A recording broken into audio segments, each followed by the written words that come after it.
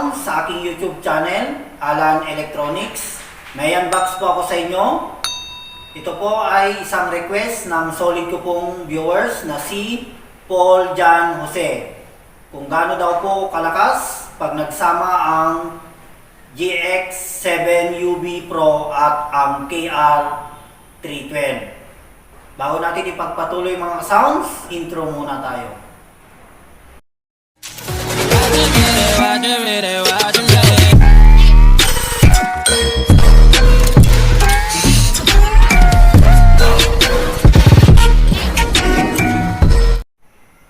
na mga sounds, ipagpatuloy na po natin. Samahan niyo po ako.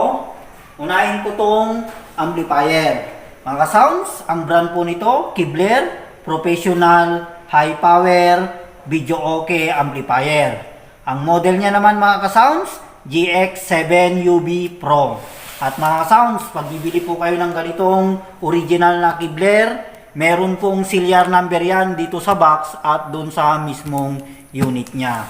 Mga sounds, dito naman po tayo sa speaker. Ang brand din nito mga ka-sounds, Kibler. Ang model niya naman, KR312. Two-way bass reflex karaoke speaker system. At mga sounds, basta original na Kibler, hindi po mawala yung serial number niya dito sa box at dun sa mismong unit niya. Dito tayo sa side mga ka-sounds para malaman po natin yung input power watts niya. 650 watts times 2 yan mga ka-sounds. Ang impedance niya naman 8 ohms. Ang sensitivity niya 93 dB. Ang frequency response niya naman 45 Hz to 20 kHz. Ang kanyang speaker mga ka-sounds, woofer na, size 12 inches. At ang tweeter niya naman 3 inches times 2.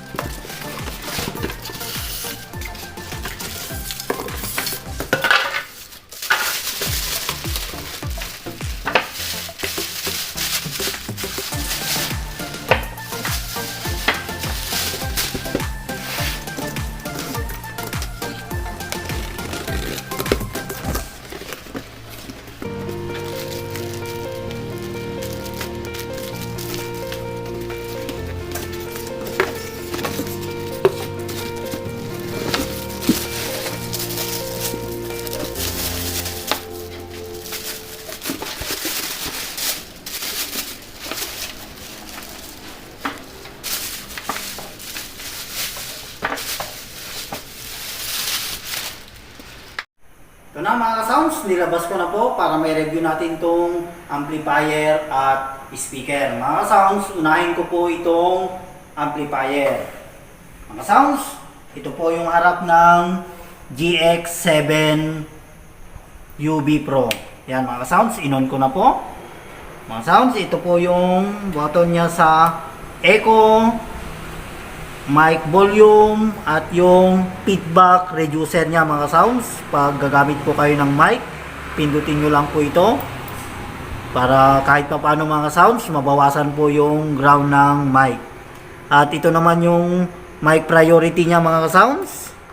Ito rin two-way input siya sa microphone. At yung bass niya mga sounds, at yung mid-high, treble, at ang balance niya, yung left and right mga sounds. At ito rin po yung loudness niya. Para may dagdag lakas mga sounds, pindutin nyo lang po ito, lalakas po yung tunog ng ating speaker. Dito naman po yung USB input niya at mga sounds, Bluetooth na rin po to. At ito naman yung back, pause play, next, at yung source niya mga sounds. Ito pong gamit ng source mga sounds. Pag mag-Bluetooth, FM kayo, pindutin nyo lang po ito. At parang selector niya na rin mga sounds. Pag maglagay po kayo dun sa auxiliary niya sa likod, may source po yan na A, B, o yan mga sounds, hanggang C po yan. Tapos yung yan, Bluetooth, FM radio, yan mga sounds. Ganyan lang po yung harap nitong GX7 UB Pro.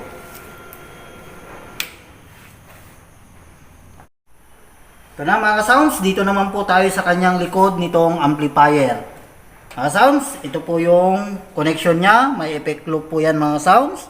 At ito na po yung connection niya po ng audio input. Yung A mga sounds, B at C. At ito naman yung connection niya sa antenna. At mga sounds, ito po yung pangtatlong input niya sa microphone. At ito naman yung mic out at sub out. Ito na mga sounds, dito po natin makita kung totoo yung nakalagay dun sa kanyang box. Ito ba mga sounds, yung input voltage niya 220 volts to 2040 volts, 60 Hz. At yung power output max niya 800 watts times 2. Yan mga sounds, ganito talaga po yung nakalagay sa mga original Kibler amplifier na hindi magaya po ng mga imitation na amplifier. Mga sounds, ito naman po yung kanyang terminal A at terminal B. At ito yung kanyang exhaust fan mga sounds. At may fuse din yan. Yung nakalagay mga sounds, T5AL 250 volts. At yung kanyang serial number mga sounds dito sa kanyang mismong amplifier. At ito sa kanyang box mga sounds, mapansin nyo po, parehas na parehas po yan. Yan. Ito na mga sounds, dito naman po tayo sa speaker. Mga sounds, hindi nyo po mapansin tong speaker niya kung totoo bang two-way bass reflex siya. Tatanggalin ko na lang mga sounds itong grills niya para makita po natin yung loob niya kung totoo bang two-way bass reflex to.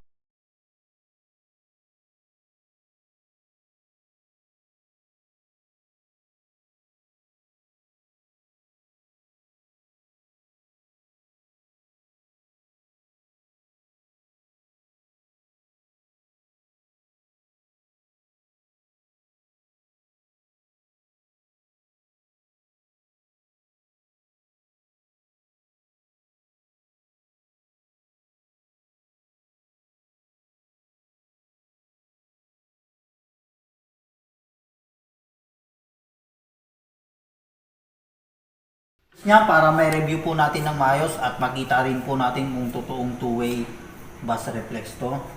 Yan mga sounds. So mga sounds, ito po yung 12 inches woofer speaker niya at yung 3 inches tweeter mga sounds, dalawa lang. Mapansin nyo mga sounds, wala po siyang mid-range. Basta ang KR312 wala pong mid-range yan. So mga sounds, dito naman po tayo sa likod niya. So mga sounds, ito po yung connection niya sa wire, na yung positive negative niya po. At yung nakalagay naman po dito sa kanyang sticker, yung kanyang brand at yung model niya. At yung power handling niya mga sounds, 650 watts nga. At ang impedance niya 8 ohms, ang frequency response 45 Hz to 20 kHz.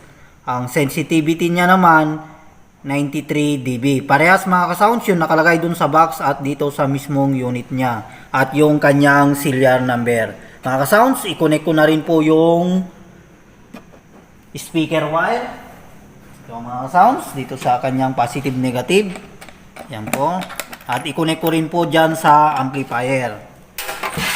So mga ka-sounds, pihitin ko lang po tong ating amplifier. Mga sounds, dito lang po natin ilagay sa selector A nya lang mga sounds. Dito lang po tayo mag-connect sa A.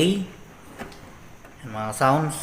Doon sa source niya mga sounds sa harap, sa A lang natin ilagay. So mga sounds.